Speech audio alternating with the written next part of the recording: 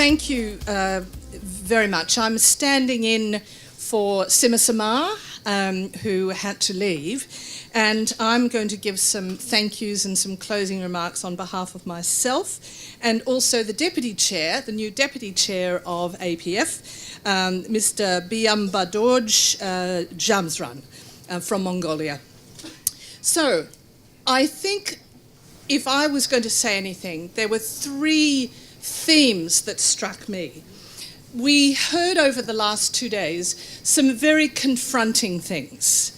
I think there were times when we were shocked to our boots, from the ground up to the top of our heads and in our souls. We were shocked. And I'm not going to repeat those things because I want to carry it forward and end on some higher notes. So the confronting things, we also heard some very hard realities. Like you can have the perfect law, but if the practical reality doesn't meet the law, then what good is the law? But we also heard, I think, some very optimistic ways forward. I loved the description that Paula Tesoriero from New Zealand, that lovely story about when a flower does not bloom, you fix the environment in which it grows. Now, in a way, all of us are part of that. We are part of the fixers. National Human Rights institutions, the Equal Opportunity Commission of Hong Kong, and all of us here are here because we are part of the fixers of the hard realities that we heard over the last 2 days. I think if I were going to finish my observations, I would like to do it using Sima Samar's words, because I am here, as I said, channeling Sima, who I think you will agree with my description of 2 days ago. I described Sima as super typhoon Sima. She has that power of a super typhoon, but she also ended, after all of that heaviness she carries from her own life, in pure optimism. Because if you remember what Sima said, she said, nothing is impossible, difficult, but not impossible. And she also said to me, because I asked her, if you were going to say something, Sima, what would it be? And she said this, and this is where we are the fixers. She said, raise your voice, listen to each other, and learn. Raise your voice, listen to each other, and learn. I think that is a beautiful message from Sima on which to close some observations. From observations to thank yous. On behalf of the APF, I'd like to thank our co-host for the conference, the Hong Kong Equal Opportunities Commission, and particularly to Alfred Chan, to Michael Chan, to Peter Redding, to Florence, who was also one of our introducers, and to Niru Vishwanath and Shana Wong. I would also like to thank and acknowledge the NHRIs who've come from all over the Asia-Pacific region, from all parts, from Jordan, Oman, Palestine, Qatar, as well as in our more immediate part of the world, and down to us in Australia, New Zealand, and our cousins from the Pacific, from Tuvalu and Samoa. We have had a wonderful 4 days, and we are here sharing the last of it with you. I would also like to thank our interpreters, the simultaneous interpreters, and to our amazing sign language interpreters. Thank you.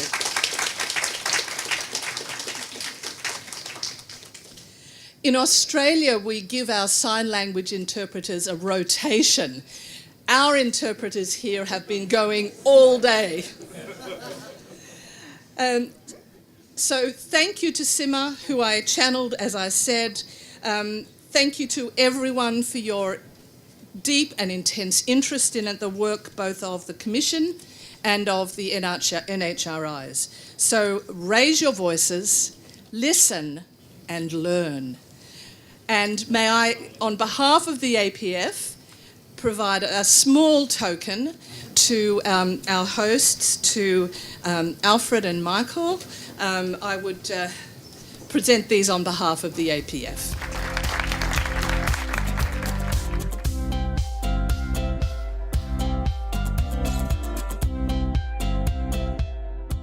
Dr. Sharma, Professor Croucher, Kieran, distinguished guests, ladies and gentlemen, good afternoon. Time flies, and here we are heading towards the end of the conference, ready to return to our positions and take on yet more challenges in our pursuit of equality. Hopefully, with new ideas, new insights, new methodologies gathered from our speakers, panelists, and moderators after the 2 days. Indeed, we generously share their knowledge, experience, expertise with us, and for that, the EOC is deeply grateful. Let's give them a big applause, everyone.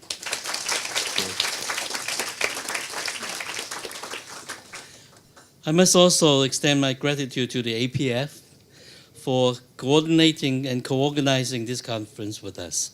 It has been a great pleasure working with you, Rosalind, and this event wouldn't be possible without your kind support and valuable input. My thanks goes to my colleagues at the EOC. I know it's not exactly easy to put together a regional conference, and thank you for your hard work and making this happen. I'm sure every member of the audience will find different parts of this conference particularly impactful or relevant to their work. I had some reflection of my own, and please allow me to elaborate a bit on these thoughts. I think it's becoming very clear now that we cannot talk about just equality without talking about poverty. Whether it's persevering Pakistani men toiling away at many jobs in Hong Kong, the limping, depressed elders living hot to mouth in South Korea, or the young, resilient women striving for self-sufficiency in embattled Afghanistan. We continue to see humankind a shared, uncompromising aspiration for a better life, a more dignified, fulfilling existence, but without economic empowerment, we can never bring the aspiration to fruition. Indeed, sometimes we tend to speak of equality as an end in itself, which is gravely misleading. Our ultimate vision is for everyone to realize their full potential, to thrive and flourish, and we must begin by lifting them out of impoverishment. That's why education, employment, and social support services must come into play, and why government intervention and redistribution of wealth can be the right thing to do at the right time in the right place, whether in the form of laws, policies, or incentive schemes. Also, I must stress that while equality is a noble ideal, it is also a complex issue, interwoven with larger social and economic forces. When we attend a diversity theme, MNC-sponsored gala dinner that charges $3,000 a table, for example, do we have everyday struggles of grassroots women at the back of our minds? When we rush to condemn sexual offenders and predators, are we fighting against all the taboo conservatisms and negativity around sex with the same level of commitment? When we say over and over again that it makes business and PR sense to embrace diversity, are we indeed diluting the message that is simply the moral thing to do? These are uncomfortable but necessary questions we need to keep asking ourselves. If we want to stay grounded instead of slowly drifting away from the values we uphold and the people we set out to empower. Now, last but not least, we cannot make true progress without engaging those who disagree with us. Every society is a cacophony of ideologies. Preaching to the choir may make us feel good, but it will get us nowhere. For every female victim of date rape, there's always a man siding with the perpetrator and saying he was being led on. For every new immigrant settling foot in our city, there will be a defiant right-winger lambing the erosion of our local culture. For every leave of absence a pregnant or disabled employee takes, there will be a complaint from a co-worker who's asked to share the work. Sometimes our opponents, so to speak, have genuine concerns and legitimate fears. Sometimes they don't, but almost all the time, we find it easier to look away. We pick our battles and dodge the difficult questions. We refuse to engage. We must stop doing that. We must debate and rise above binaries. We must also let ourselves be questioned, challenged, embarrassed even, because it's only going to help us refine our arguments, bolster our advocacy, and make ourselves more relevant. We won't make new enemies, but we may make some new allies. Now, in that spirit, I wish that there will be more occasions in the future for us to get together, enlightening each other with stories of the ups and downs of our journeys towards equality. This conference was definitely a good start. And once again, I thank you all for being part of this wonderful exchange.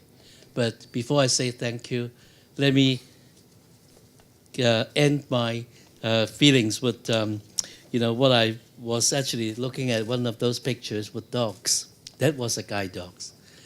And Fernando, quite rightly, indicated that EUC actually has not been given the right teeth, or in fact, we are given rotten teeth. Now, but nonetheless, I think if I could have my wish, I would like to be a watchdog. Now, that's what government wants us to do, a watchdog. But nonetheless, a watchdog is a dog.